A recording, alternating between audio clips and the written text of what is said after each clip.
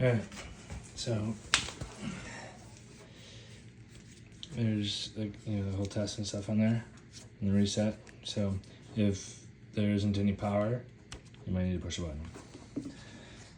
This is where you plug the hose in. This is the female end.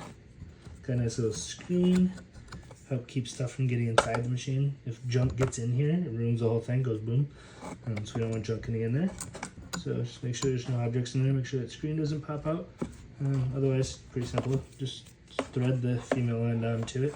Don't touch the second one. The back one connects this double piece to the machine, so don't touch the back one. Just spin the front one.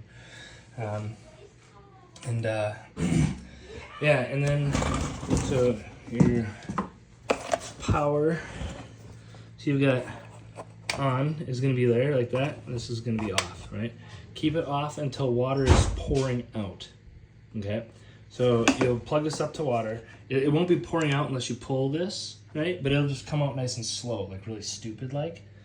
And that's what lets you know that you can actually turn it on. Make sure there aren't any bubbles. You want to let all the bubble clearing because you don't want any bubbles in there when the pressure part's actually working.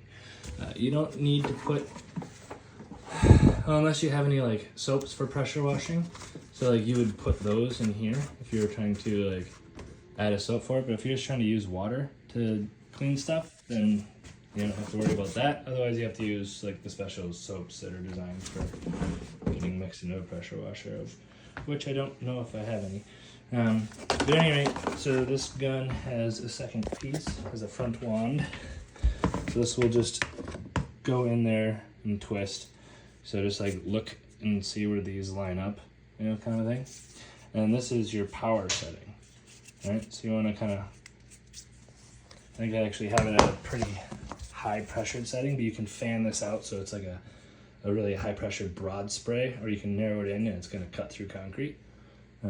So careful having it narrowed in because it'll cut through stuff. So that's your stream adjusting is right here. So this will just plug into there, and yeah, so have water plugged in. Once it's plugged in, you turn water on from the source. If water is leaking, turn water off from the source, and then retighten this until it doesn't leak. And then once it's not leaking from here and the water's on at the source, then test to see if it comes out of the gun by pulling the trigger. If water is coming out of the gun, wait for all the pop to be done and just have like water coming out. So like spray it down a drain or something. Once it's just water coming out, then you can turn the thing on and have fun. Sound good? Never, ever, ever turn the machine on without water coming through. If there's no water and the pressure goes on, it will go boom. So.